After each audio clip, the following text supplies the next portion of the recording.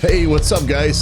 So, I know it's been a while since I posted anything on there. Honestly, I didn't really think anybody gave a shit, but we've had some people reach out to me, and I do read the comments on this channel, and I noticed a lot of people asking. So I thought this is a really, really big card, and I'll be honest with you. This is 100% off the cuff. I haven't had any time to sit down and dissect this. So I'm going to do this in real time. It's probably not going to work out too well.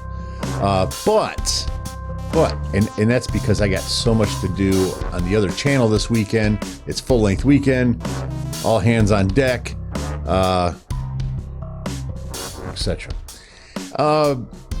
But, as I stated, oh, and by the way, if you are not aware, I've been talking to somebody else about possibly doing a kind of tag team this whole thing on this channel here. So his name is Dazan. He's a rapper, and we've worked together. And we just pumped out a song called Tupac Shakur. It's available on most of your platforms. It's getting a little funky with iTunes for some reason, but anyway, that is for sale. Or you can check out the video. Just type in Tupac Shakur or Ode to Tupac Shakur Dirty D featuring Dazan, D-Z-A-N. Okay, but we were talking about, because he's really into MMA as well as his brother and whatnot. So I think he would be a great one to do this with. I really like Dazan a lot, and we have a good chemistry. So anyway, I have the card up for you guys. Now, as Dazan pointed out, the undercard is pretty stacked. This is one of the most stacked cards that I have seen in a long, long time. 3 championship fights. Thiago Santos, Alexander Rakic. This is the first fight on the main card.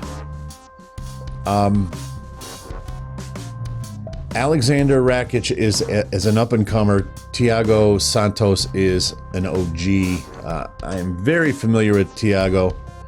Love his tattoo on his chest, the Thor hammer. I don't know if it's Thor or not, but it's a gigantic sledgehammer. It's fucking dope. Anyway, Rakic is the favorite here. It's a minus 167 favorite. I really like Thiago Santos, but I'm gonna go with Rakic on this. Thiago's nasty, man. He is nasty, and it's hard for me to pick against him. And you see by the numbers, Thiago Santos is a plus 138 underdog. I mean, this is almost a pick'em fight. So, you know, I'm not going to say who, but somebody said that somebody that they know just picks all of their fights just by picking the favorite. That works in most sports. Generally speaking, the favorite wins, depending on what sport, but anywhere from 52 to 55%. Slightly lower than that in UFC. Not in MMA necessarily, but in UFC for sure.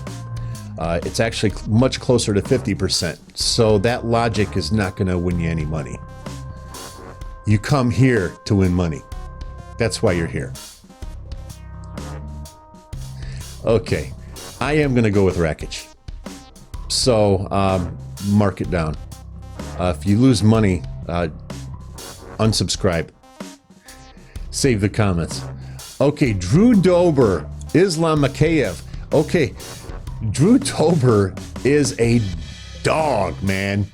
I gotta tell you, I am just as excited for this fight as I am for any of the fights on here. And that's saying something, because I am a huge Izzy fan. Yeah, I'm drinking the Kool-Aid, man. I'm a big Israel Adesanya fan. Adesanya, Hey, can somebody please tell Brett Okamoto that nobody else in the world pronounces it Adesanya or whatever, however the hell he pronounces it. Just pronounce it like everybody does. Adesanya, okay? For Christ's sake, man. Everybody wants to be different, stick out in the crowd. Just fall into the fabric. You'll be fine. Boy, oh boy. I gotta be honest with you. On this one here, it's a pretty wild stretch in the line. Drew Dober is a plus 250 underdog. Mikheyev is a minus 335. I don't know that I see it that stark. I don't know about that, man. Drew Dober is a dog.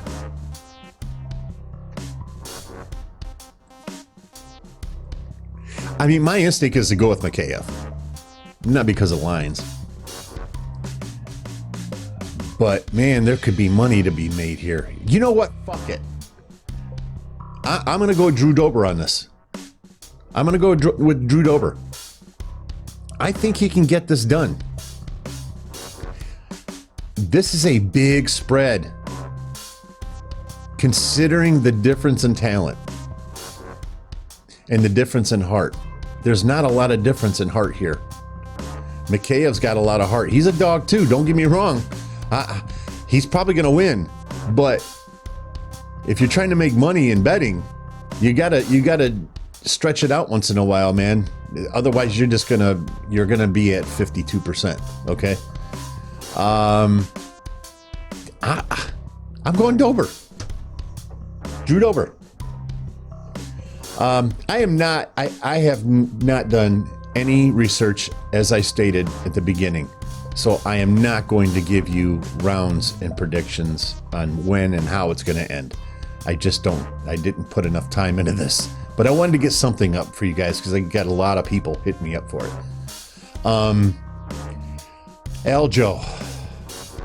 Aljamain Sterling versus Peter Yan. This is a pick'em fight. They're both minus 110. It's a pick'em fight. I got to be honest with you, man. As much as I love Aljo, Peter Yan, I mean, I can't believe the spread here. I'm shocked at the spread. I'll be honest with you. I think that the spread for Mikheyev versus Dober is much more in line for this fight. I'm shocked that this is a pick'em fight. Peter Yan, are you guys not watching him? I know he doesn't speak English, but man. Yeah, I'm going Peter Yan. Okay, now, you want to see ridiculousness. Look at the spread on Amanda versus Megan. You know, I'm going to really just destroy this channel before it even has a chance, but I'm going to talk about women's looks. Megan is not the most attractive young lady, but my goodness, have you ever seen her ass? Good Lord, man. It's ridiculous. Minus 1250. I believe this is the highest that I've ever seen it. Minus 1250 in the UFC. I don't know that I've ever seen a spread that high. And that's surprising because Caitlin Chukagian, I believe that's who she fought. That one wasn't as bad as this one, and it should have been. I don't get the whole Caitlin Chukagian thing. I don't think she's very good. I don't. And quite frankly, she's really annoying. This is remarkable. I mean, you can't... Picking up against Amanda Nunes is... I mean, it's the dumbest thing you can do. We have never, ever, ever seen a champion in the UFC, or most sports, quite frankly, where somebody stands so far above their competition. They honestly, what I think would make this fight fair is to have Amanda fight Chookagian for 5 rounds and then fight Megan Anderson. That would make it more fair. And I still say Amanda Nunes wins. Yeah. I mean, low-hanging fruit, but I have to pick. I can't. That's just stupid. You're just pissing money away then. There's no money to be made there. Okay. Izzy. Jan Blachowicz. I'm slightly surprised at the line here. Now, truth be told, I already saw this line on ESPN. Actually, it was slightly greater than that. Slightly. I think he was a minus 250. And Jan was a plus 185. Jan's still at a plus 185. Izzy's at a minus 230. Okay. We got to spend a little bit of time on this because I love Izzy and I'm a huge, huge Israel Adesanya fan, or Adesanya. And, well, I'll say that, but let me say this. We have seen so many times, this movie has been played to death, where somebody moves up in weight class and then gets humbled, and they look absolutely unbelievable at their prior weight class. So it looks like they're just going to waltz through like a knife, hot knife through butter. This is going to be a war. This will be a war. I don't think Jan is going to allow Izzy to be Izzy. I think he's going to threaten some takedowns. I guess I am kind of giving some prediction here, but boy, he's gonna dog him here, man. Now, one thing I gotta say about Izzy, and it's hard to find something that Izzy would be underrated at when he's, a minus 230, 250, whatever. Nobody ever talks about Izzy's judge of distance. It's the best that I've seen since Conor McGregor. Conor McGregor, if you watch any of his fights, and you'll see there will be at least 2 or 3 moments in that fight where he gets getting clipped by that much. And it's because he has a tremendous judge of distance. Yeah, insert the jokes here. I realize that he's coming off of a loss. I'm not talking about Conor McGregor's overall skills. I'm referring to his judge of distance. And it's remarkable. Guys can throw punches. He doesn't even blink, and it misses him by a half an inch. Izzy has that quality. I don't know that it's quite McGregor level, but it's really close. And that is going to pay dividends in this division. That is why I feel very comfortable with Izzy moving to this division. A, because he can put the weight on, he can afford it. And then B, because he's going to have speed. And let's not get it twisted here, guys. I know a lot of people are talking about this, about his speed. He's going to slow. And he's going to slow quite a bit. You'll see. I've seen this movie before. He's going to slow down quite a bit. But he's still going to be a lot faster than Jan. Now, truth be told, I had no doubt in my mind that Jan was going to lose to Dominic Reyes.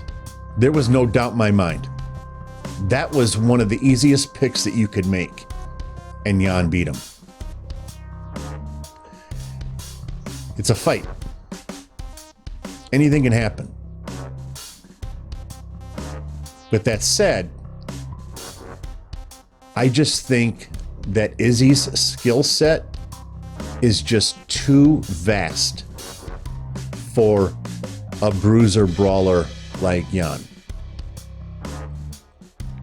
I do hesitate slightly with that comment because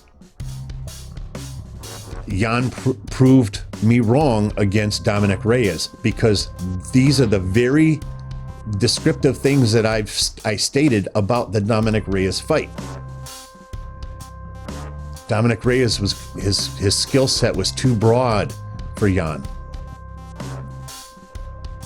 But Izzy's a different animal, man. He's just on a different level than everybody.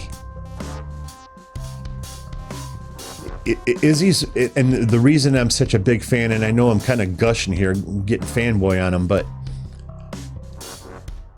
Izzy is about as close to, in my mind, about as close to Amanda Nunes in the men's division as it, I'm not saying that he's that far above the competition, but it's the closest thing that we've seen. Maybe since the early days of John Jones. Well, not even just the early days, most of his career. I mean, John Jones was just head and shoulders above his competition, and probably still is. I mean, he's moving up now. We'll see. But man, oh man. Yeah, I'm going to go Izzy. So, in conclusion, okay, so I didn't even pay attention to this. Yeah, so I picked one underdog. I only picked one underdog in this. But I hope I'm clear with this. Drew Dober is a dog. But I know that I've seen Mikheyev fight 5 or 6 times now, and it's a tall challenge for Drew Dober here. I'm not trying to paint it like he's going to steamroll him or anything like that. It's going to come down to the wire. If it goes to distance, though, I just think that Drew is going to be busy enough. And he's got a tank. He does. He's got a good tank. He's going to need it against Mikheyev. I'm concerned about that pick. But we're trying to make money here. So that's the one where we can make some money, I believe. Out of all of these fights, it's the only one where you can really make some money at it.